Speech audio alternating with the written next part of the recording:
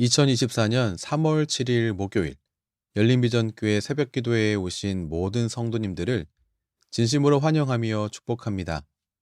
오늘 함께 나눌 말씀은 마가복음 9장 38절로 50절입니다. 제가 봉독하겠습니다. 요한이 예수께 여짜오되 선생님, 우리를 따르지 않는 어떤 자가 주의 이름으로 귀신을 내쫓는 것을 우리가 보고 우리를 따르지 아니하므로 금하였나이다. 예수께서 이르시되 금하지 말라. 내 이름을 의탁하여 능한 일을 행하고 즉시로 나를 비방할 자가 없느니라. 우리를 반대하지 않는 자는 우리를 위하는 자니라. 누구든지 너희가 그리스도에게 속한 자라 하여 물 한 그릇이라도 주면 내가 진실로 너희에게 이르노니 그가 결코 상을 잃지 않으리라. 또 누구든지 나를 믿는 이 작은 자들 중 하나라도 실족하게 하면 차라리 연자맷돌이 그 목에 매어 바다에 던져지는 것이 나으리라. 만일 내 손이 너를 범죄하게 하거든 찍어버리라. 장애인으로 영생에 들어가는 것이 두 손을 가지고 지옥, 곧 꺼지지 않는 불에 들어가는 것보다 나으니라. 만일 내 발이 너를 범죄하게 하거든 찍어버리라. 다리 저는 자로 영생에 들어가는 것이 두 발을 가지고 지옥에 던져지는 것보다 나으니라. 만일 내 눈이 너를 범죄하게 하거든 빼버리라. 한 눈으로 하나님의 나라에 들어가는 것이 두 눈을 가지고 지옥에 던져지는 것보다 나으니라. 거기에서는 구더기도 죽지 않고 불도 꺼지지 아니하느니라.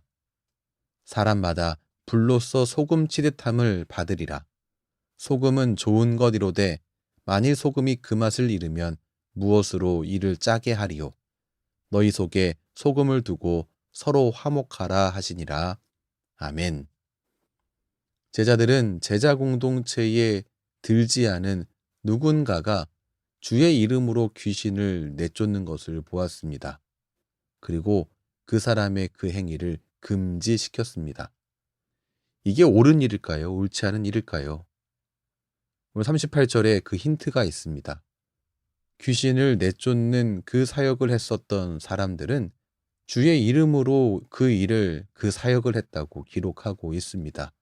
주의 이름으로라고 하는 말은 주님의 권능에 의해 했다라고 하는 뜻입니다.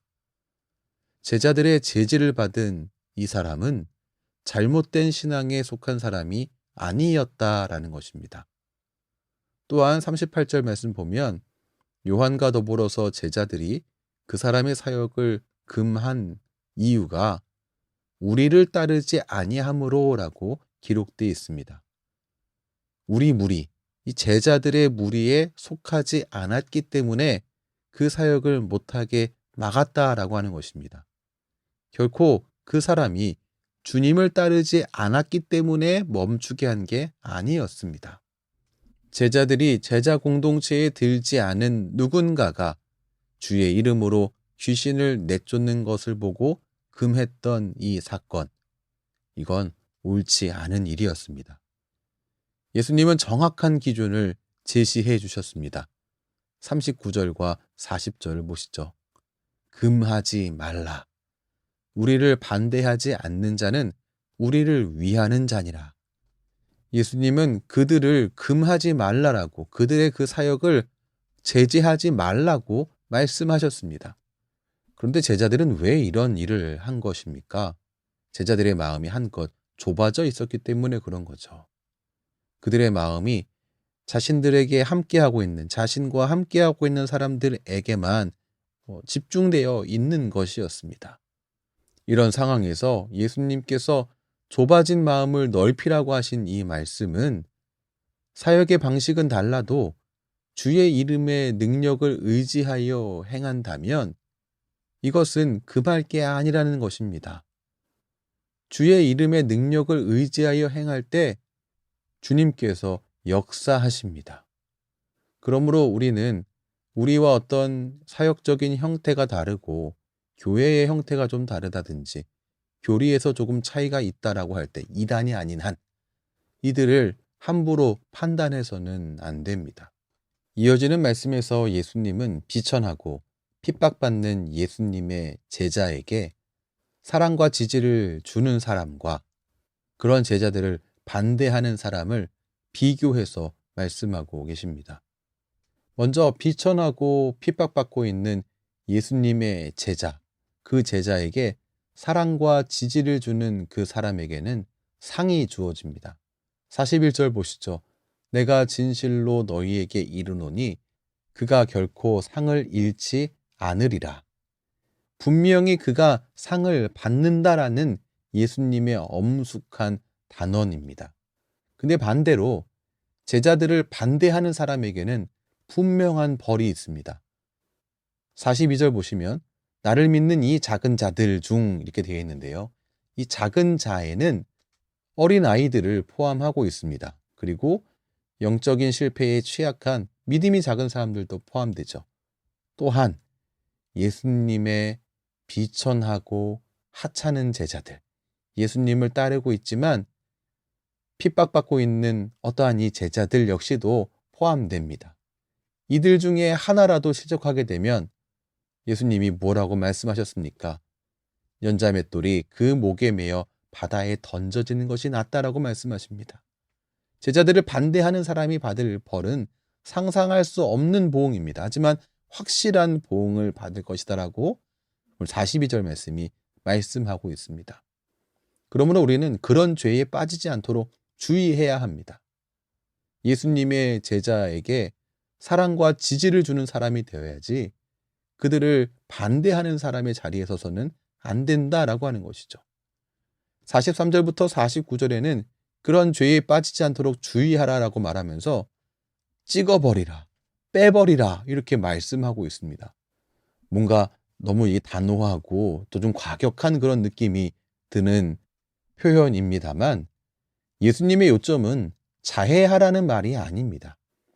몸의 지체를 잘라버리는 심정으로 단호하게 죄와 단절하라는 의미입니다. 예수님을 따르고 있는 제자, 이 제자들에게 우리는 사랑과 지지를 주는 사람들입니까?